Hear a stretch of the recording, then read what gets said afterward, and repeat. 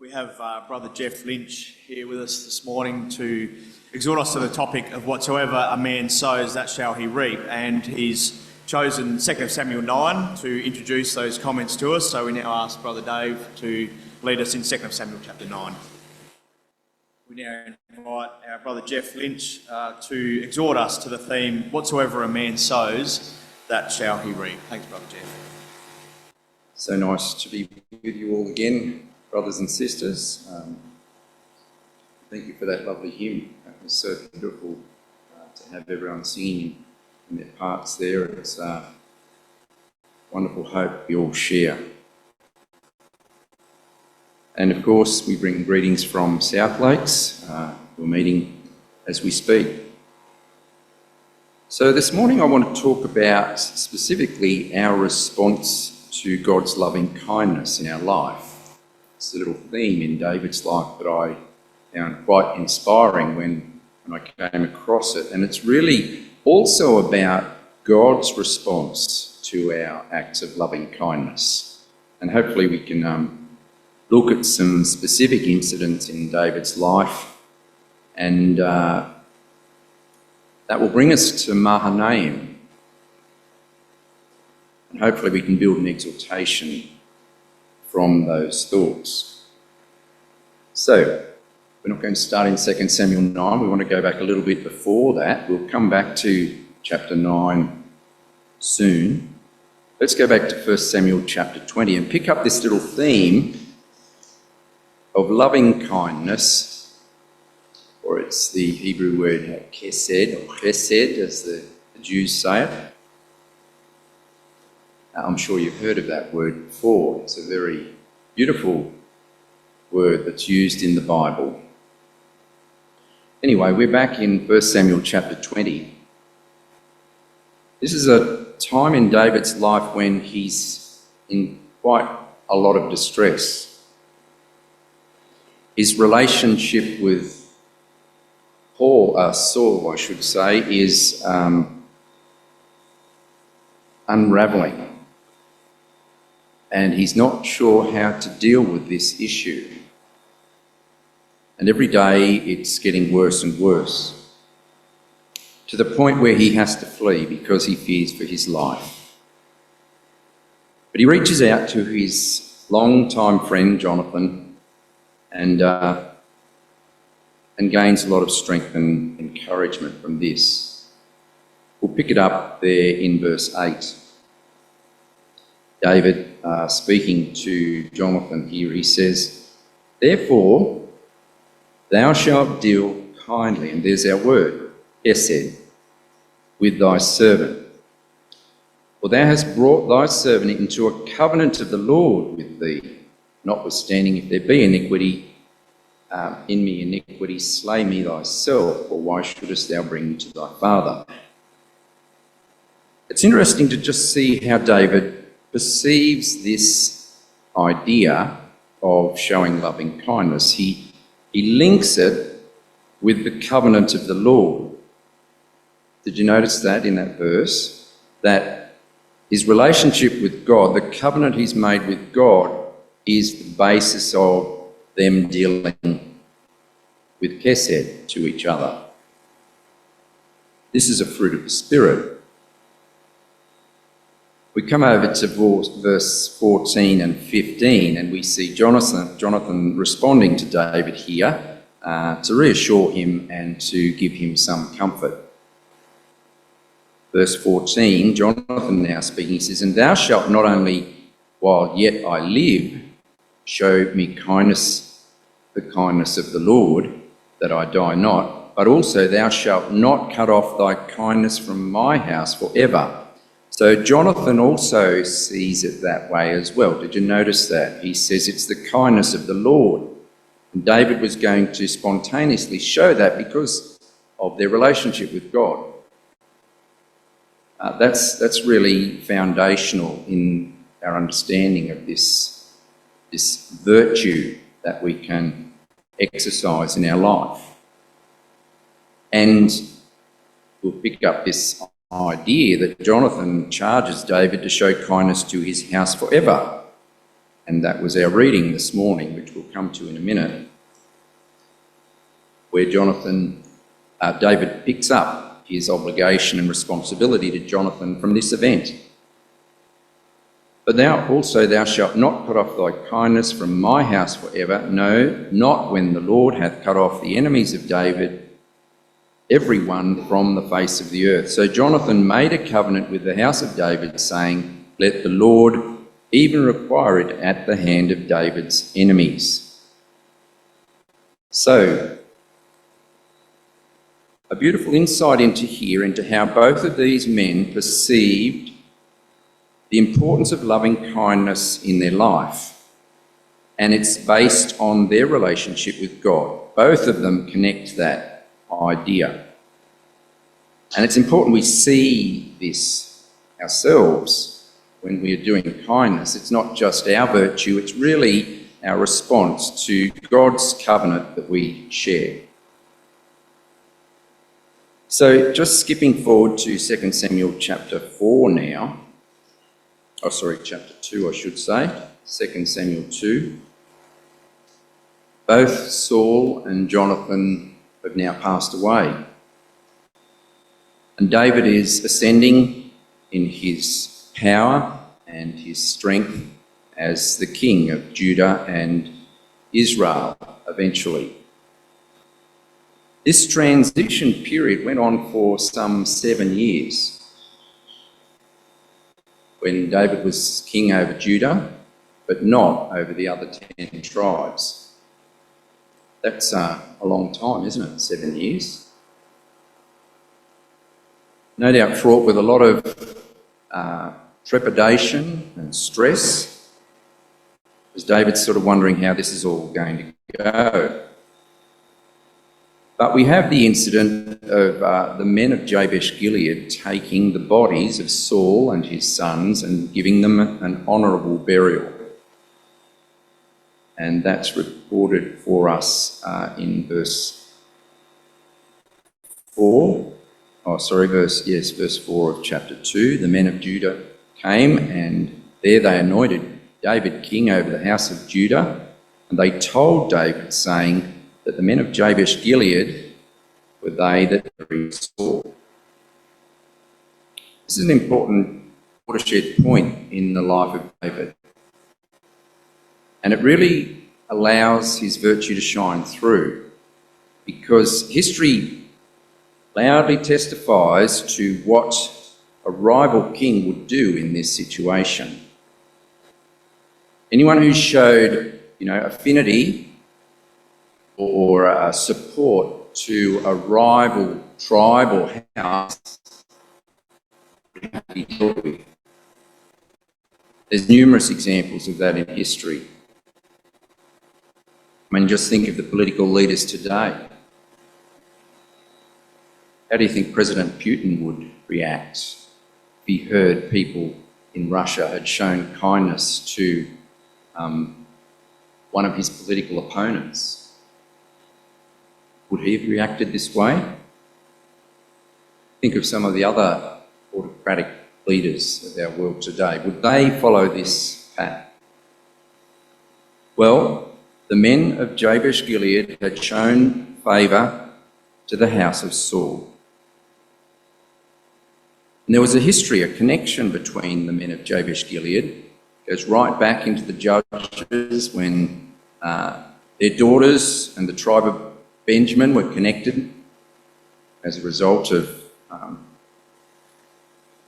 poor decisions by the leaders of Israel. And then, of course, Saul stepping in to save them when they were under threat.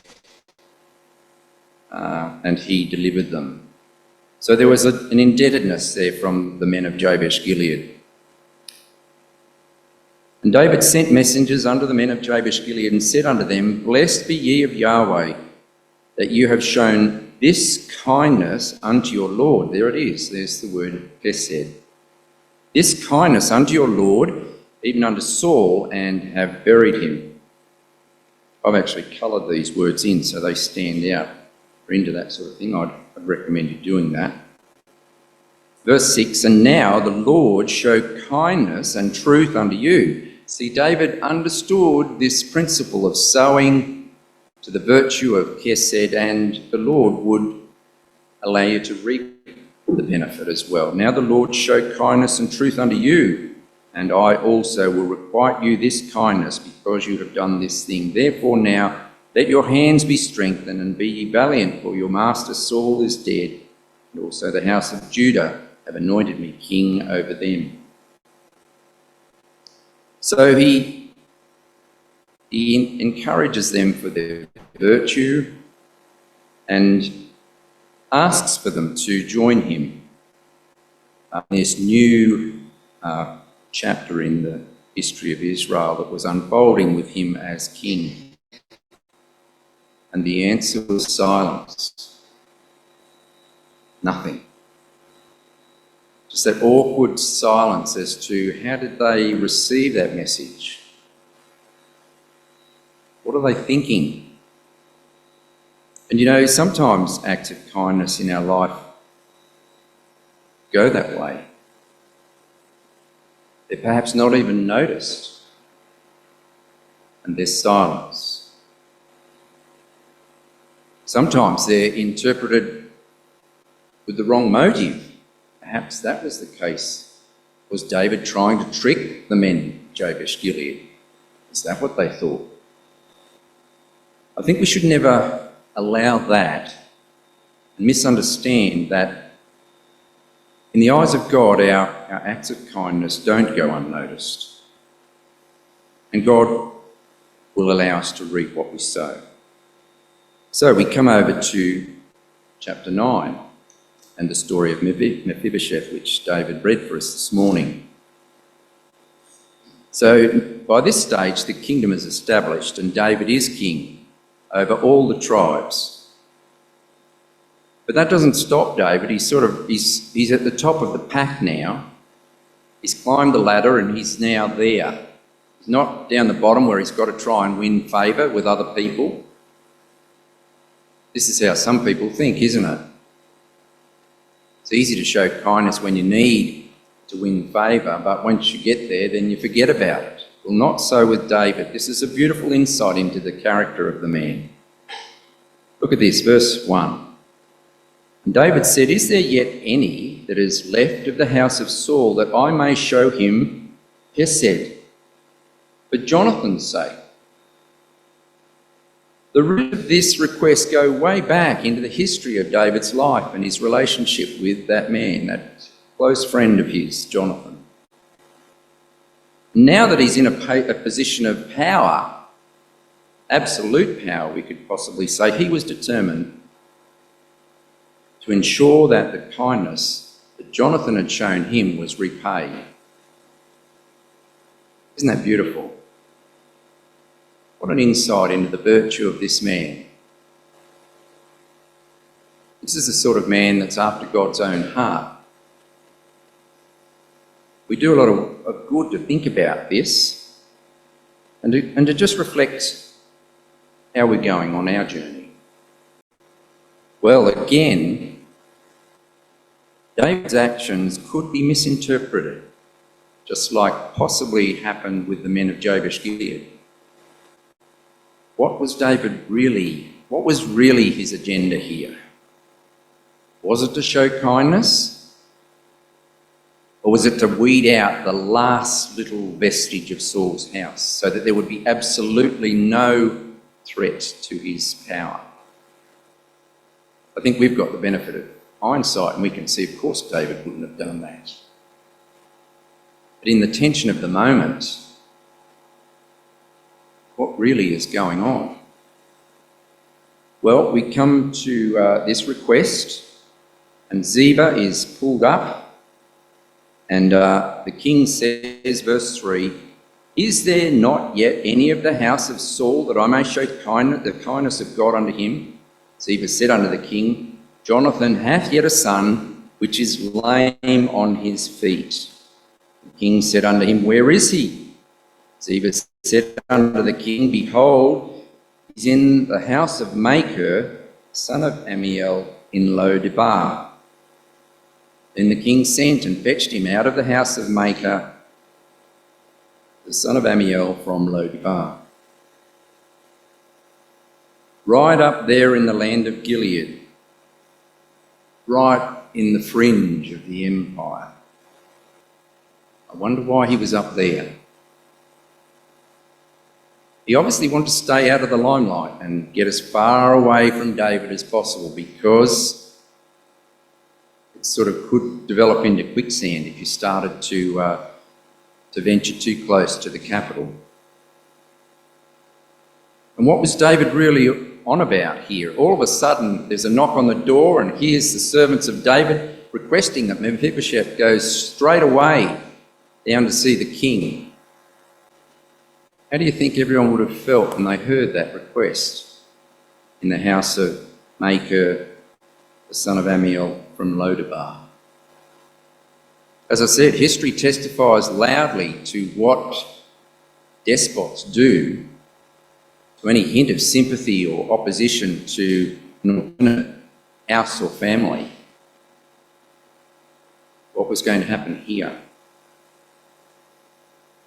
Well, we know the story.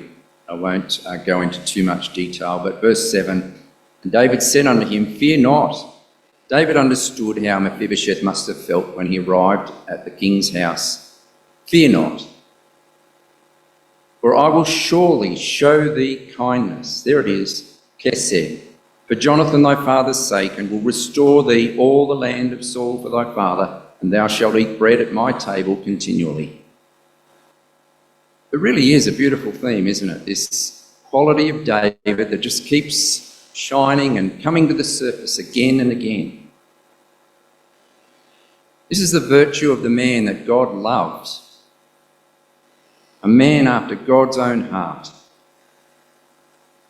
I will surely show thee kindness for Jonathan thy father's sake. And I think that's important to understand, that really kindness is not based on privilege or favour. It's from the heart. You know, it's even more virtuous when it's from a position of strength to someone who's disadvantaged, who's possibly despised, rejected. We come across people like that in life, don't we? You know, disabled people, as Mephibosheth was. People who don't just fit in, on the fringes of society. Really important. This is the basis of the covenant of the Lord that we've entered into, that we show these things in our life. Well, we come to the next incident in chapter 10. This is an interesting one. This is with Hanan, the son of Nahash, a Gentile king over in Ammon. Verse 2. Verse 1, let's read the context. And it came to pass after this that the king of the children of Ammon died, and Hanan his son reigned in his stead. Then said David, I will show Chesed unto Hanan, the son of Nahash, as his father showed Chesed unto me. David sent to comfort him by the hand of his servants for his father, and David's servants came unto the Lord, the land of the children of Ammon. There's twice colouring them in, there they are.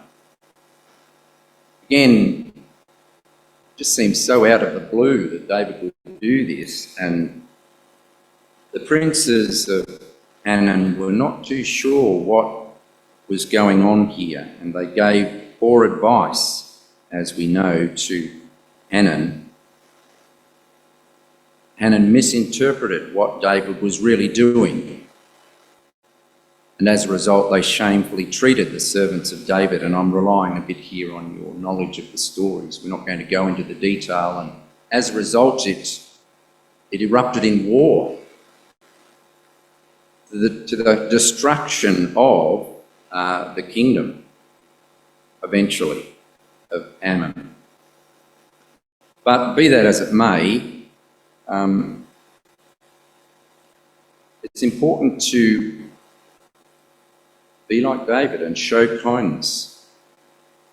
You know, when someone loses someone close to them, a father or a wife or a husband, child, This is a good opportunity to show the kindness of God. Don't just put it off, do something. This is what David did in his life. So you can see from these few examples, we can see this consistent pattern in the life of David. These simple gestures that meant so much to the people that he offered it to. It's in such a contrast to the life of Saul and Absalom, who were envious and suspicious, obsessed with their own power. What a beautiful insight the Bible gives us to this man David, the beloved. Well, we're going to skip over the sin of David with Bathsheba, but that was certainly a watershed point in his life, wasn't it? Everything had been going so well up to now, and as a result, David would now be propelled down a path that he would forever regret. The opposite is really true. If we sow to the fruit of the Spirit, we'll reap the fruit of the Spirit. But if we sow to the flesh, we'll reap the fruit of that as well. And unfortunately, David's life was marred with deception and lies, murder and adultery, fornication and envy, and all those awful things that bubble up from the works of the flesh. And we come to chapter 15. I hope I'm not losing you here, racing through the story of David, but we understand that as a result of David's sin, and Nathan warned that this was going to happen out of his own house, this was all going to erupt. And as we know, the conspiracy of Absalom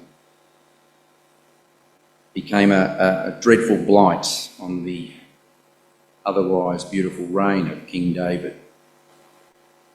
We come to chapter 15, and we know how Absalom, was obviously a man that thought himself important and felt he had enough of a following to usurp his own authority against his father.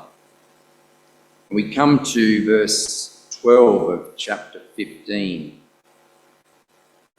And Absalom sent for Ahithophel the Gilonite, David's counsellor, from his city, even from Gilo, while he offered sacrifices. And the conspiracy was strong, for the people increased continually with Absalom.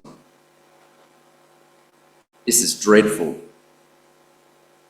Absolutely dreadful. As everything that David had worked so hard to build up, and through those tenuous years of his exile and fleeing from Saul, and eventually he'd worked over a long period of time to get the kingdom stable and established, and now it's all crumbling around him. This is the result of sin, a direct result of David's own sin. And we come to verse, let's pick it up there in verse 13. And there came a messenger to David saying, the hearts of the men of Israel are after Absalom. And David said unto all his servants that were with him, arise and let us flee. We shall not else escape from Absalom. Make speed to depart, lest he overtake us suddenly and bring evil upon us and smite the city with the edge of the sword. Just dreadful, isn't it, when you think about the chaos. David's seeing everything unravelling around him. And we have verse 30. And David went up by the ascent of the Mount of Olives and wept as he went. He had his head covered and he went barefoot. All the people that were with him covered every man his head, and they went up, weeping as they went up. It's a tragedy. All of David's followers are in tears. Everything just looks like it's on a collision course. David doesn't know what to do. He's just got out of the city by the skin of his teeth.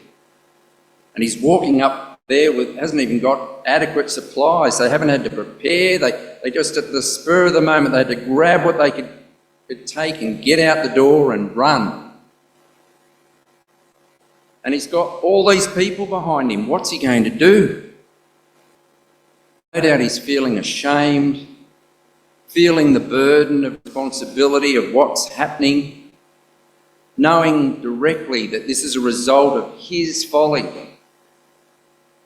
What do you do in that situation? All these people are looking to you for direction. Well, the drama doesn't stop there. We come to chapter 16, verse 1. When David was a little past the top of the hill, he told Ziba the servant that Mephibosheth had met with him with a couple of asses saddled upon them, 200 loaves of bread, 100 bunches of raisins, and 100 of summer fruits, and a bottle of wine. And we have David at the top of the Mount of Olives, and he's now going to go down. And the sun is setting as he goes down, down, down into the deepest part of the earth, into the Jordan Valley. We have chapter 17, verse 21. Sorry, it's a little bit disjointed here, but we're picking up the threads of the story where we have Absalom getting counsel from Ahithophel and Hushai, managing to convince Absalom to hold off for a little bit longer, and then he sends out the messengers. It's a real nail-biting story, isn't it? And the message comes to David in verse 21. And it came to pass after they were departed that they came up out of the well and went and told King David, said unto David, Arise and pass quickly over the water, for thus hath Ahithophel counsel against you. Get up and keep going. David's tired, he's probably sick, he's got nothing. They've only got the things that they could grab as they were leaving, and all these people are looking to him, and you've just got to keep going. It's a bit stressful, isn't it? Where's it all leading to is what David's no doubt thinking. And how am I going to feed these people? Well, at least Ziba's got a little token towards feeding all these people that are with him. Well, they go down and the sun is setting by this stage, if not set. Well, it has set, and they've gone down into that deep valley. It's a little bit like the valley of the shadow of death. David, as I'm sure he felt dreadful at this time. Well, eventually they managed to cross the Jordan in verse 24, and then they made their way up to Mahanaim. This is up in the area of Gilead. And notice how the record puts it. David came to Mahanaim. It's probably a 3-day journey from Jerusalem to get there with all these people. It's an interesting period of time. 3 days. And Absalom passed over Jordan, and he and all his men of Israel with him. So David is just getting by, with Absalom hot on his heels. And he comes to Mahanaim. And this is where it becomes a really beautiful story. Verse 24, and David comes to Mahanaim, Absalom Jordan, and all his men and Israel with him. So his enemy in hot pursuit. And it came to pass when David was come to Mahanaim. Can you imagine, just think how he must be feeling at this point. All of these people, they're cold and miserable, and they've got nothing, and all their supplies are exhausted, and your enemy is in hot pursuit. Verse 27, it came to pass when David was come to Mahanaim that Shobi, the son of Nahash, of Rabar, the children of Ammon, and Machir, the son of Amiel of Lodebar, and Barzillai, the Gileadite, brought this stuff to them. Now, who on earth are these guys? And where have they come from? And why are they getting involved? I mean, this is a civil war that's erupting, and you're hedging your bets.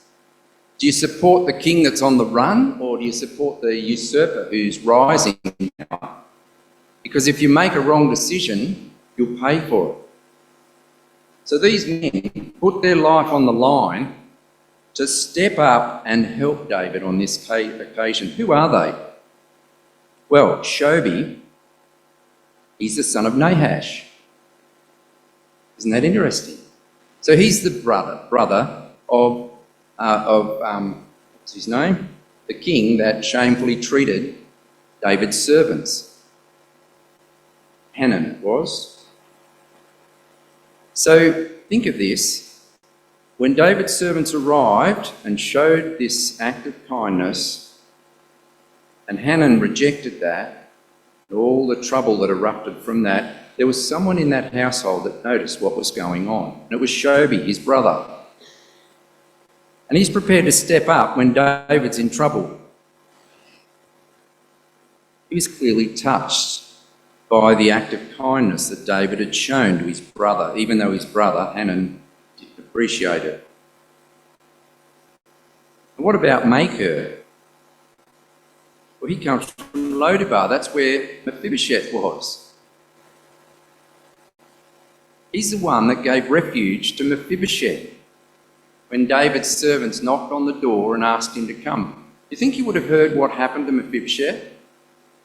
Do you think he would have followed up as to how Mephibosheth would have ended up down in the capital city?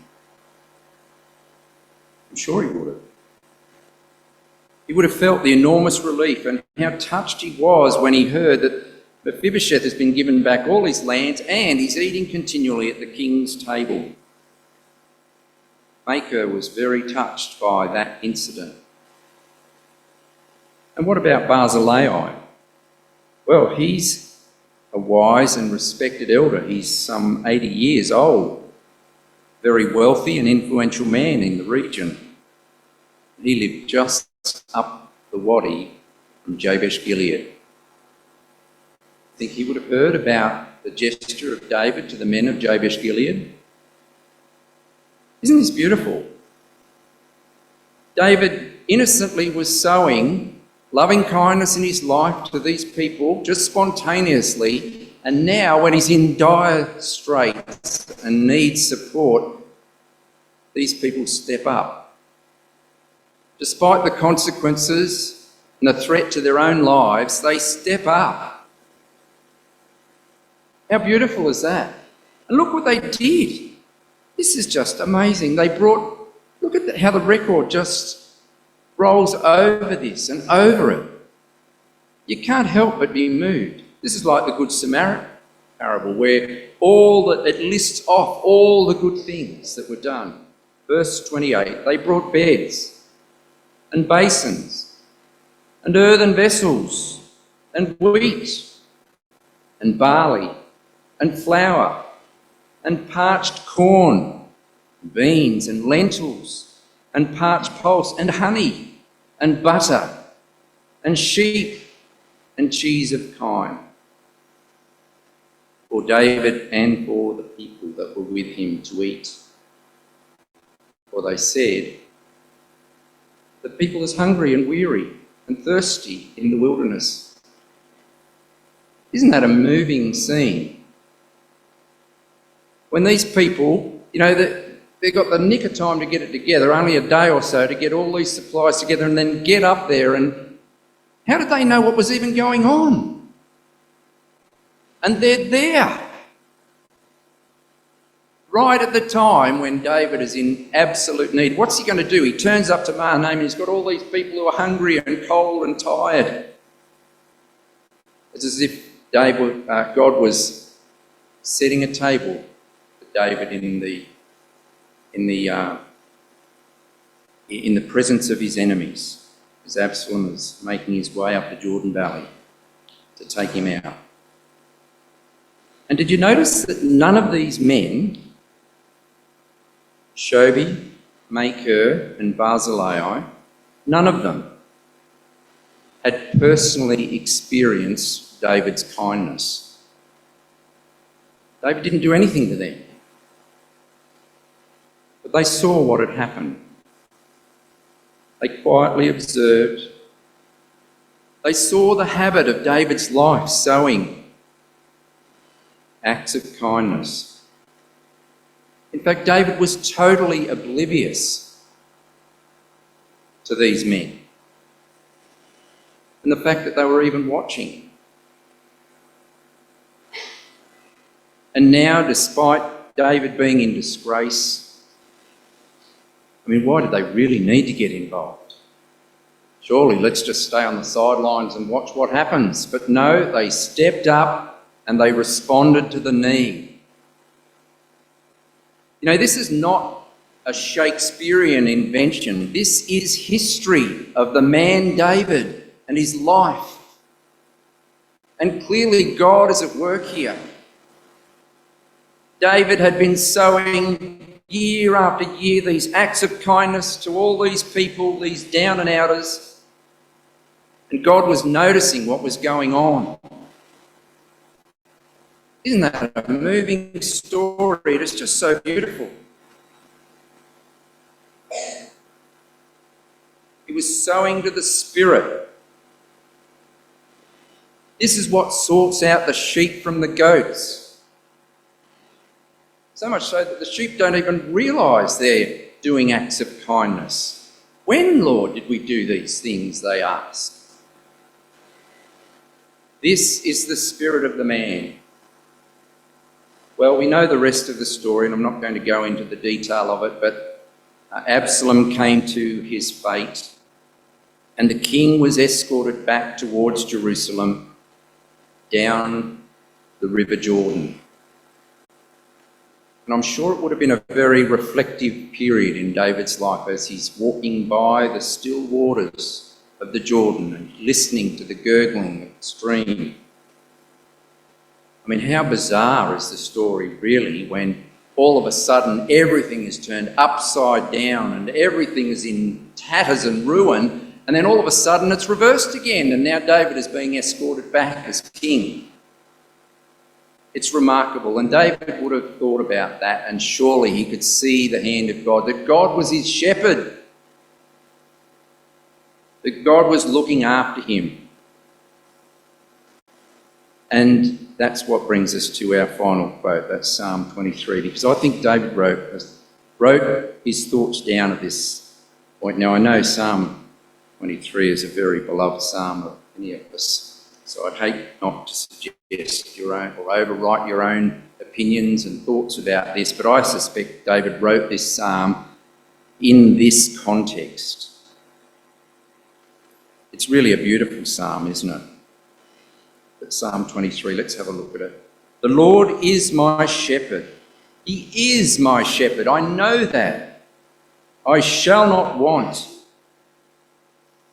Think of David fleeing from Absalom. He makes me lie down in green pastures. He leads me by still waters. Okay, and David had to live outside his royal palace for a time, and God was there caring for him out in the open field.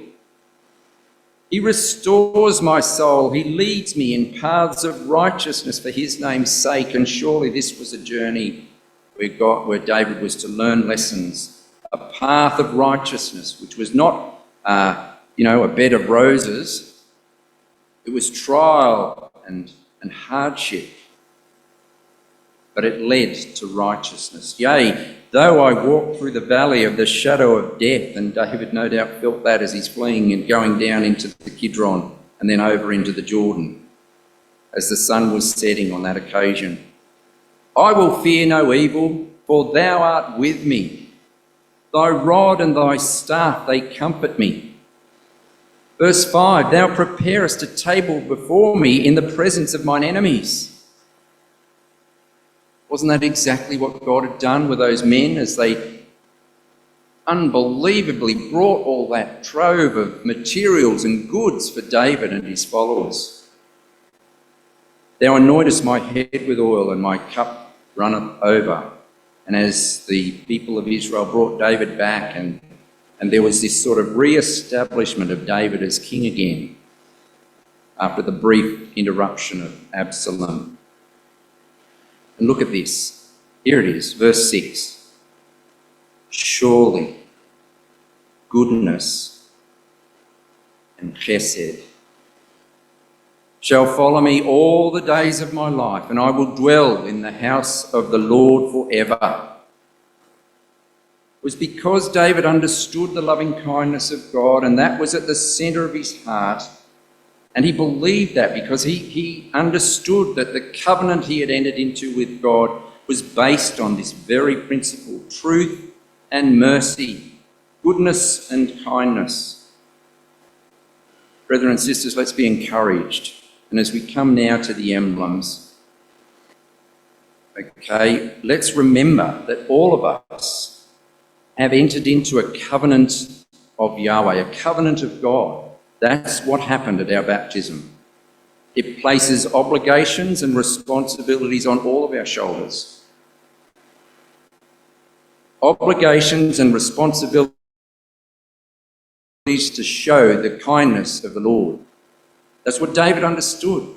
Baptised or not, whether we're old or whether we're young, whether we're a sister that's stuck at home with half a dozen kids and we're just worn to a frazzle, or a father that's trying his best to guide his family through this disjointed age, all the stress and strain that's associated with that.